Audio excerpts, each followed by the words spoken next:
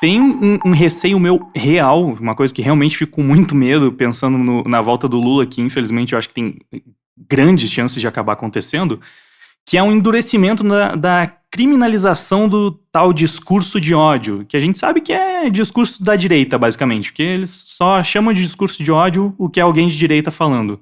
E eu tenho um certo receio quanto a isso, sabe? Com eles tentar, com o PT voltando ao poder, na tentativa de se manter lá, controlar mais as redes sociais. Um canal como o meu, por exemplo, acabar sendo considerado como discurso de ódio e sendo derrubado porque, querendo ou não, é uma ameaça à manutenção do poder por parte dos petistas. Não é um receio que tu tem? Não, porque acho que o pior momento que a gente tem pro discurso de direita agora é causado pela existência do Bolsonaro, né? Porque o discurso direitista está muito confundido com que é aquilo que ele diz. E isso faz com que a gente seja atacado muitas vezes por coisas que a gente nunca diz ou que nunca diria, mas que o Bolsonaro disse que puxa toda a direita para esse lado, né? Se a gente tem hoje, por exemplo, se fosse um Bush da vida, se fosse qualquer outro quadro do Partido Republicano, duvido muito que o Twitter tiraria qualquer publicação de um presidente republicano que não fosse o Trump, que esticou muito a corda. Mesma coisa do Bolsonaro e com seus ministérios ter publicação censurada. Não fosse o governo Bolsonaro, não fosse ele deliberadamente espalhar notícia falsa e usar isso para se eleger, para se promover, muito dificilmente as redes sociais teriam esse poder sem que tivesse nenhuma reação da sociedade, que chegou num nível tão absurdo que a gente já está anestesiado e aceita esse tipo de coisa, porque realmente o sujeito está errado e a publicação ser mantida no ar causa mais dano do que a arbitrariedade da rede. Então, eu acho que um dos piores momentos para a liberdade de expressão na direita a gente vive hoje, né? Avanço do Supremo também, pô. O Supremo, na época do PT, nunca avançou tanto assim sobre a liberdade de expressão como está avançando agora sobre o governo Bolsonaro, e o Bolsonaro completamente refém. Né, o sujeito que deveria estar defendendo a gente nesse momento, ou está usando o Procurador-Geral da República para marcar um posicionamento para a liberdade de expressão, está completamente omisso e a gente não tem a quem recorrer, né? Pelo contrário, o presidente está completamente desarmado contra o Supremo porque está dependendo do Supremo para julgar os seus casos, né? E os casos dos seus filhos, etc.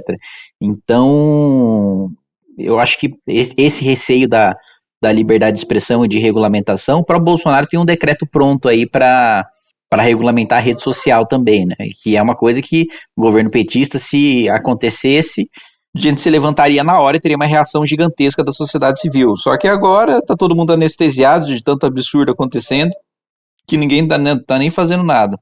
Mas tu não acha que a corda acabou esticando, digamos assim, né? O Trump esticou tanto a corda justamente porque os progressistas, de forma geral, é que acabaram esticando demais a corda, empurrando a janela de Overton demais para o lado progressista, ao ponto em que a sociedade começou a se identificar mais com alguns discursos, até às vezes meio que extremistas para o lado conservador mesmo, porque tu fala que muita coisa que o Bolsonaro diz acaba sendo colocada na nossa boca, né, porque e aí classificado como discurso de ódio. Só que nem precisa ir tão longe. Eu aqui no meu canal faço alguns vídeos aí criticando o feminismo ou criticando o movimento negro, enfim, qualquer movimento identitário de esquerda, e automaticamente isso já vira discurso de ódio. Porque se eu falo mal do feminismo, critico uma parte da agenda feminista, o que eu viro? Eu viro machista, eu viro misógino. Então, é um perigo real, sabe? Tipo, pra essas pessoas, o que eu faço já é considerado discurso de ódio, independente se eu tô sendo odioso ou não. Eu simplesmente falei, olha só, aqui o feminismo tá sendo completamente incoerente. Pronto, sou machista, discurso de ódio, não posso falar aquilo.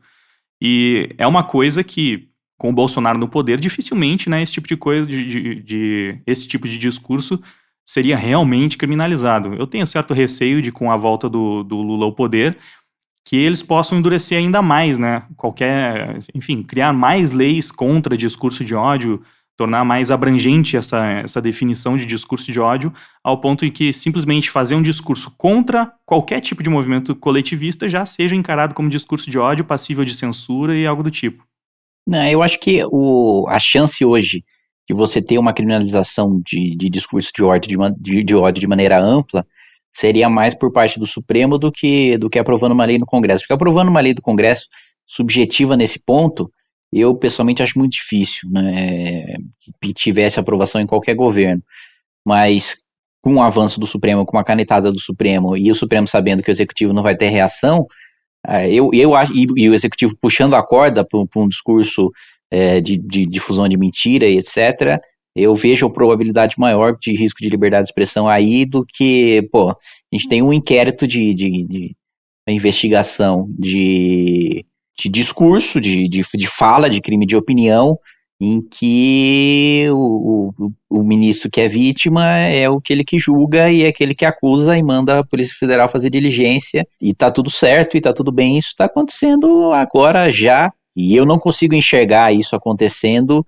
se a gente tivesse, se não tivesse alguém puxando a corda no executivo, né? Se não tivesse alguém ou tão de mãos atadas assim, que teria uma reação gigantesca da comunidade jurídica, o Procurador-Geral da República se levantaria. Eu acho que a gente realmente discorda nesse ponto. Eu vejo mais no nosso risco, no nosso discurso, da nossa liberdade de expressão ameaçada com o Bolsonaro do que com o Lula.